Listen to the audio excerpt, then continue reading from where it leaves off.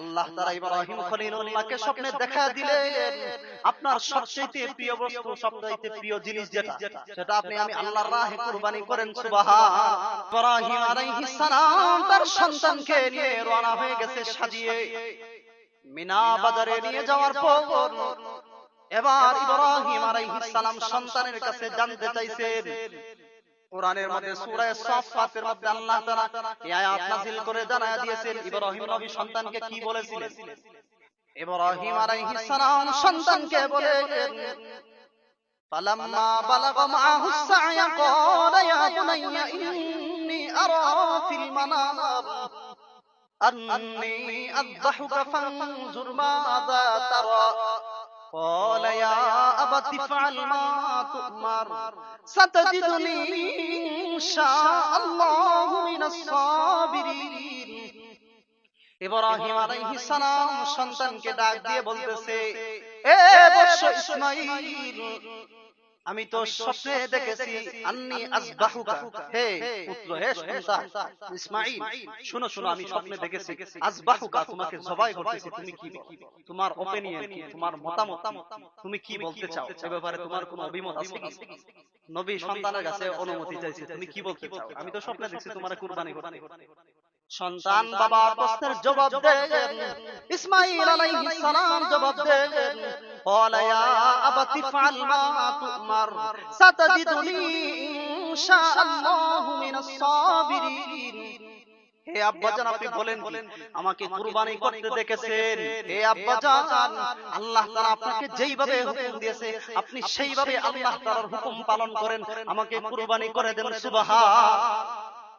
আলহামদুলিল্লাহ, আল্লাহ সুবহানাহু ওয়া তাআলার সাথে লাখ কোটি শুকর ও সুজুদ যে আল্লাহ সুবহান মহিয়ান গরিয়ান সর্বশক্তিমান, যেই মহান মালিকে হাকিকি আমাদের সকলকে অত্যন্ত দয়া করে, মায়া করে, মহব্বত করে বীর সিংহপাড়া পূর্বপাড়া জামে মসজিদে পবিত্র ঈদুল আজহার নামাজ আদায় করার উদ্দেশ্যে আমাদের সকলকে মসজিদে আসার, বসার, কোরআন শোনার আলোকে কিছু কথা বলার, শোনার তৌফিক টুকুন দান করেছেন। এজন্য আল্লাহ তাআলার দরবারে কালিমাতুশ শুকর আদায় করে সকলে বলে আলহামদুলিল্লাহ।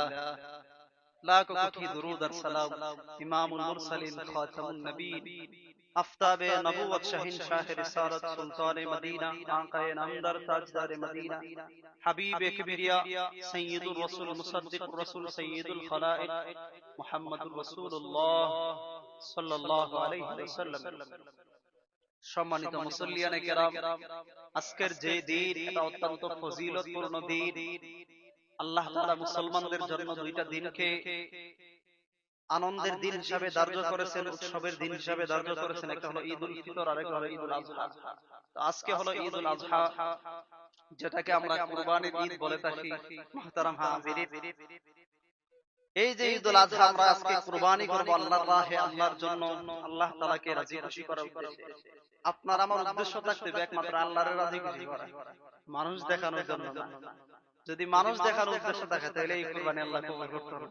আপনি যত লাখ টাকা দিয়ে কুরবানি করেন, ইখলাস থাকতে হবে, আপনার দিল ঠিক থাকতে হবে, অন্তর ঠিক থাকতে হবে। যদি অন্তর ঠিক থাকে, নিয়ত ঠিক থাকে, তাহলে আপনি একটা ছাগল কুরবানি দিলে এটা আল্লাহ কবুল করে নেবেন। আর যদি নিয়ত ঠিক না থাকে তাহলে বড় কিছু কুরবানি দিলে আল্লাহ এটা কবুল করবে না। কারণ আল্লাহ তাআলার কাছে কোনো কিছুই যায় না।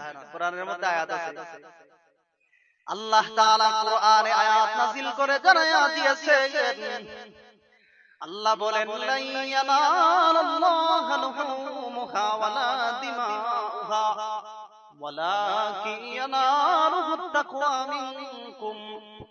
আল্লাহ বলেন, পৃথিবীর মানুষেরা রে, তোমরা আমি আল্লাহ তাআলার রাহে, আমি আল্লাহর জন্য যেই কুরবানি করো, এই কুরবানির পশুর চামড়াগুলি আমি আল্লাহ তাআলার কাছে আসে না, কুরবানির পশুগুলির গোশত আমি আল্লাহ তাআলার কাছে আসে না, কুরবানির পশুর রক্তগুলি আমি আল্লাহ তাআলার কাছে আসে না।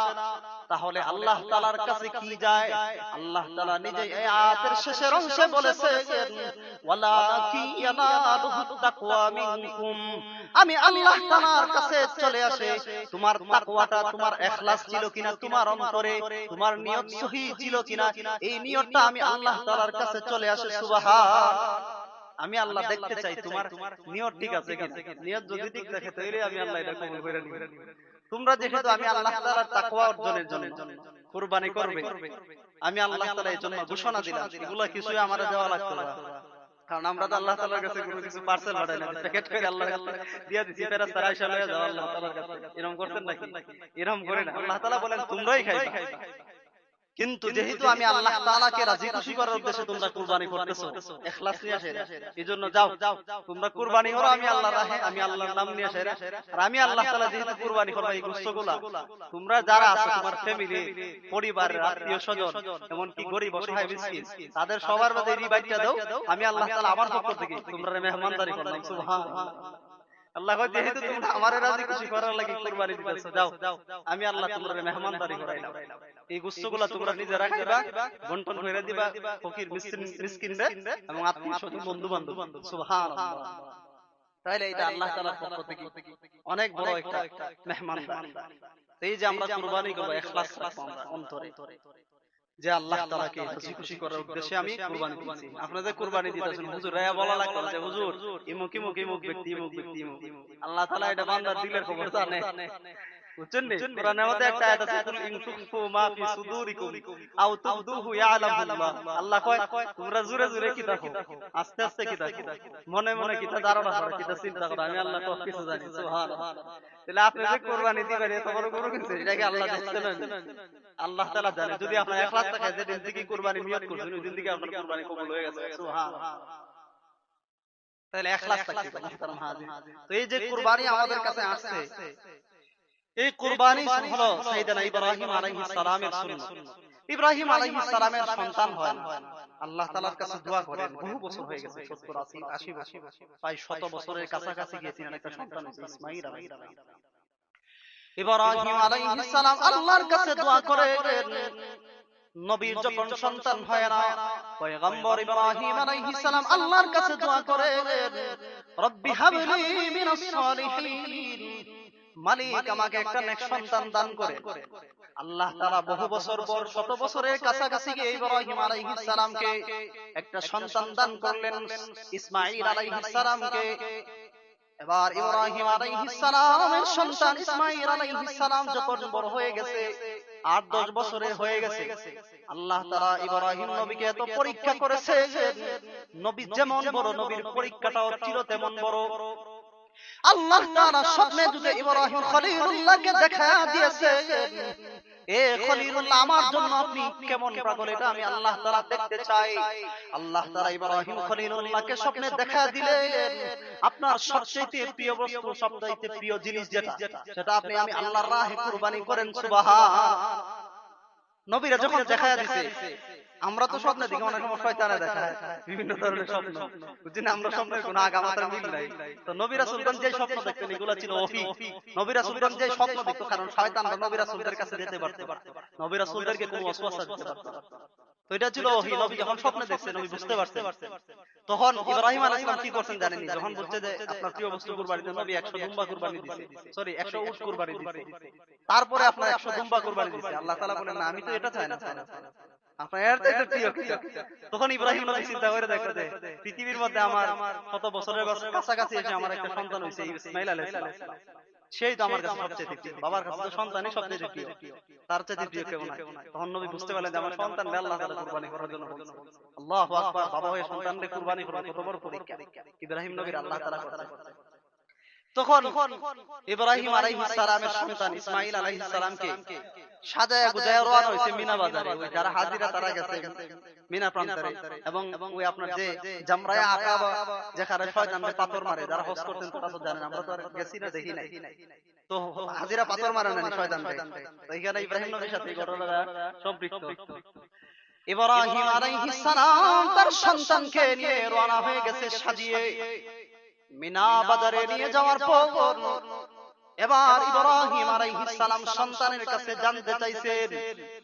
কোরআনের মধ্যে সূরা সাফফাতের মধ্যে আল্লাহ তাআলা এই আয়াত নাযিল করে জানায়া দিয়েছেন ইব্রাহিম নবী সন্তানকে কি বলেছিলেন।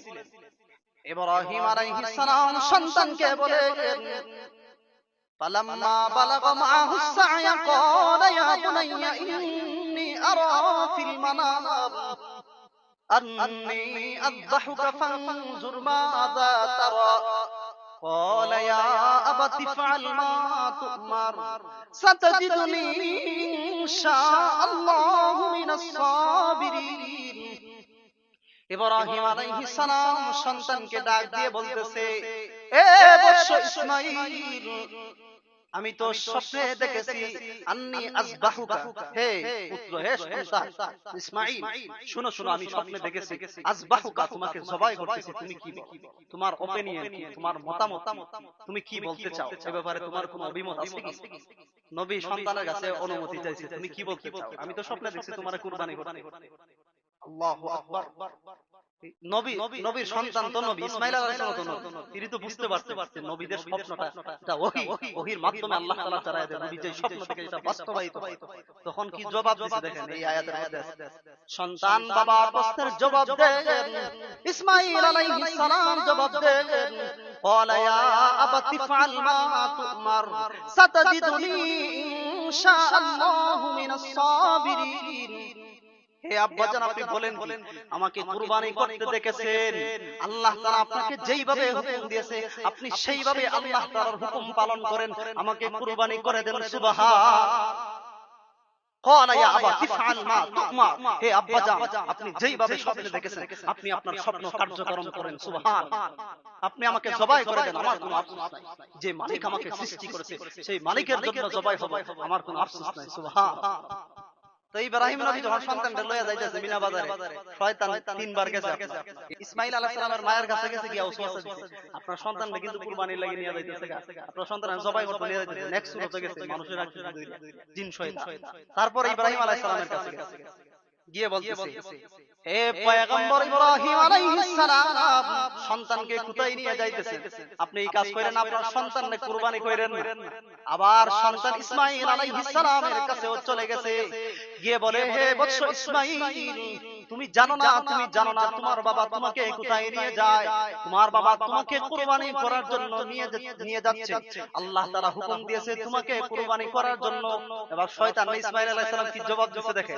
শয়তানকে ইসমাঈল আলাইহিস সালাম বলেন, যে মালিক আমাকে সৃষ্টি করেছে, যেই রব আমার হায়াতের মালিক, মওতের মালিক, সেই মালিক যদি হুকুম দিয়ে থাকে আমাকে কুরবানি করার জন্য, আমি একবার নয় দুইবার নয় কোটি কোটিবার আমি আমার রবের জন্য, রব্বিল আলামিনের জন্য কুরবানি হতে রাজি আছি। সুবহান।